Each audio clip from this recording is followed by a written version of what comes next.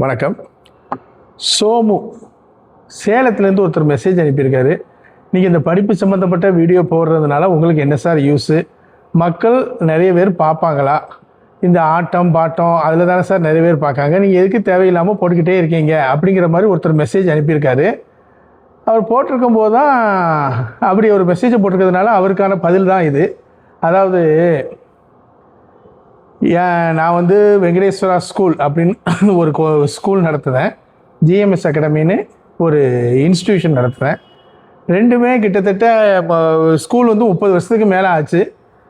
நம்ம அகாடமி வந்து 20 வருஷத்துக்கு மேலே ஆச்சு. இங்கே இருந்து படித்த மாணவர்கள் வந்து நிறைய பேர், அதாவது நம்ம அகாடமியில் படித்து ரொம்ப கஷ்டப்பட்டவங்க நிறைய பேர் படித்து ஒவ்வொருத்தரும் ஒரு நல்ல ஸ்டாண்டர்டான நிலைமையில் இருக்காங்க. அப்பப்போ ஃபோன் பேசுவாங்க, அப்பப்போ வருவாங்க.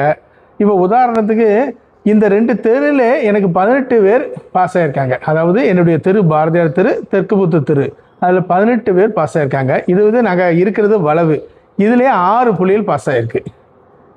அது நம்ம ஸ்கூலில் உள்ள பிள்ளைகளும் நிறைய பாஸ் ஆகியிருக்காங்க. நிறைய பாஸ் ஆகி, அதாவது நம்ம ஸ்கூலில் படிக்கக்கூடிய பிள்ளைகள் டாக்டர், இன்ஜினியரிங் சொல்லிட்டு ஜெர்மன், யூஎஸ்ஏ, பின்லாந்து, அந்த மாதிரி ஒவ்வொரு இடத்துலையும் இன்றைக்கி பெரிய லெவலில் சயின்டிஸ்ட் லெவலில் பெரிய பெரிய லெவலில் இருக்காங்க. ஒருத்தர் வந்து அஸ்ஸாமில் கலெக்டராக கூட இருக்கார். இதெல்லாம் வந்து நம்ம சொல்லி கொடுத்ததுனால அவங்க அடைஞ்சாங்கன்னு சொல்ல முடியாது. அவங்களுடைய வெற்றிக்கு நானும் ஒரு காரணம், நான் ஒரு சின்ன காரணம் அப்படின்னு நினைக்கிறேன். ஆனால் அவங்க எல்லார்கிட்ட இருந்துமே நான் ஒரு ஃபீஸை வாங்கி தான் சொல்லி கொடுத்துருக்கேன். ஃபீஸ் வாங்காமல் அவங்களுக்கு நான் சொல்லி கொடுத்தது இல்லை. ஏன்னா நானும் என்னையை பார்க்கணும், என் குடும்பத்தை பார்க்கணும், என்னுடைய ஸ்கூலை பார்க்கணும், என்னுடைய அகாடமியை பார்க்கணும். எல்லாத்துக்கும் செலவு இருக்குது, பார்த்துருக்கேன். நான் பேசிக்கலாகவே நான் ஒரு கிருஷ்ண பக்தர். நான் அதாவது ஒரு 3 மாதத்துக்கு முன்னால் ஒரு கிருஷ்ணருடைய பகவத்கீதை படிச்சுட்டு இருக்கும்போது அவருடைய ஒரு அட்வைஸ் என்னதுன்னா, உங்களுடைய சுயத்தை முழுசாக நீங்கள் இலவசமாக நீங்கள் எல்லாத்துக்கும் கொடுக்கணும். அப்படி உங்களால் கொடுக்க முடியலன்னா ஒரு சர்டன் பீரியடுக்கு அப்புறமாச்சும் அது நீங்கள் இலவசமாக கொடுக்கணும் அப்படிங்கிற மாதிரி கிருஷ்ணருடைய அட்வைஸ். அதாவது சுயம் அப்படிங்கிறது என்னதுன்னா, நம்ம அந்த விஷயத்தை செய்யும்போது ரொம்ப சந்தோஷமாக இருப்போம், வாழ்க்கையில் ரொம்ப சந்தோஷமாக இருப்போம். அதனால யூஸ் இல்லையா அதெல்லாம் தெரியாது. ஒவ்வொருத்தருக்குள்ளேயும் ஒரு சுயம் உண்டு, அதாவது ஒரு திறமைகள் உண்டு. அந்த திறமையை கண்டுபிடிக்கிறவன் பெரிய ஆளாக ஆயிருதான். அந்த திறமையை, அதாவது என்கிட்ட இந்த திறமை இருக்குன்னு தெரியாத மனுஷன், அதான் அவனுக்குள்ள திறமை இருக்கும், அந்த திறமையை கண்டுபிடிக்க தெரியாத மனுஷன் தான் போராடிக்கிட்டு இருக்கான் வாழ்க்கையில்.